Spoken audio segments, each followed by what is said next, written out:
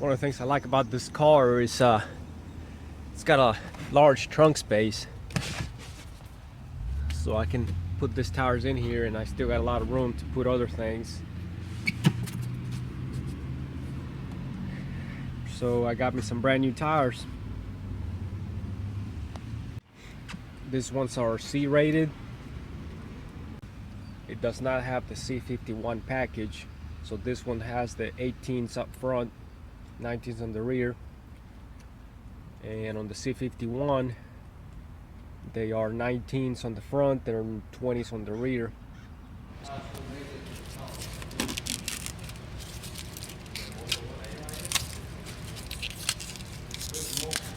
Machine.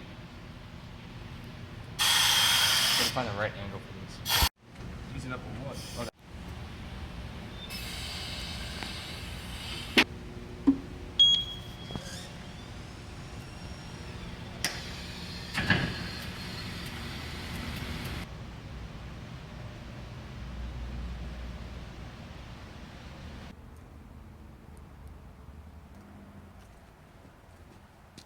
So I knew that when I got the tires changed, I just knew that the plastidip was gonna have to come off. And as soon as I bought the car, I probably plastidiped in maybe a month or two after I bought the car. So this plastidip has been there for well over 2.5 years, and it's held up pretty good.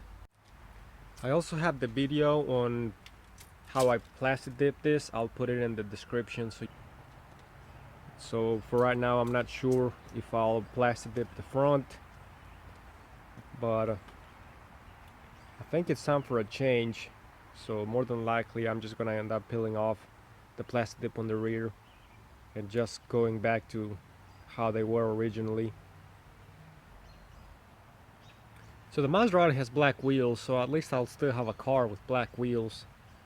That's the cool thing about plastidip is I was able to have the black look, but at the same time, if I want to peel it off, I can also go back to stock.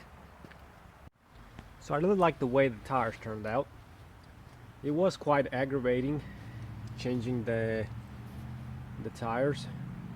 I would have made a little bit of a tutorial or a little more in-depth footage on how I did it, but I was kind of struggling, to be honest, so I decided to not show a lot of footage on that.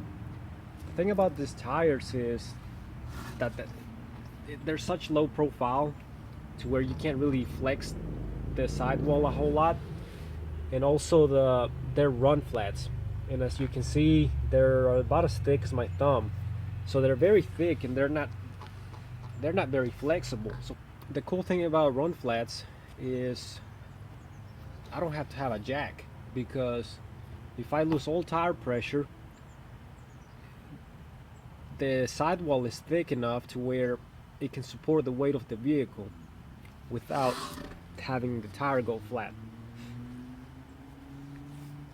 But that's also what makes it a little bit tougher to change than a normal tire. So here I have my old tires, and you can see how it wouldn't have taken long before the threads, the steel, would start showing up.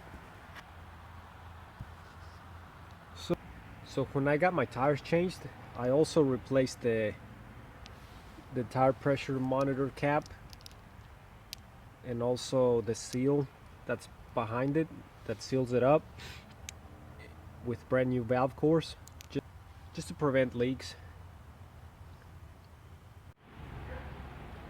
I ended up balancing the tires myself after I got the tires installed, and one thing that I like about how things turned out is that I was able to hide my wheel weights behind the spokes. So I got it hidden behind this spoke and that spoke. I configured the balancing machine to where it would know where my 5 spokes were at, and the computer would do the math and split the weight between the spokes. because from the factory they just put the wheel weight wherever, so you might have a big old lump of your weights right in there, which that's actually where it used to be, right in there. But the way I did it, it ends up looking cleaner just by having the wheel weight hidden, which a lot of machines might not have the capability, or a lot of mechanics might not know how to set the machine up to where it ends up looking like this.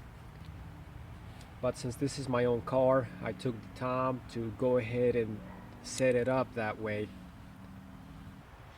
But if you got a vehicle that has spokes like this, and you can ask the tire guys if they can set them up that way.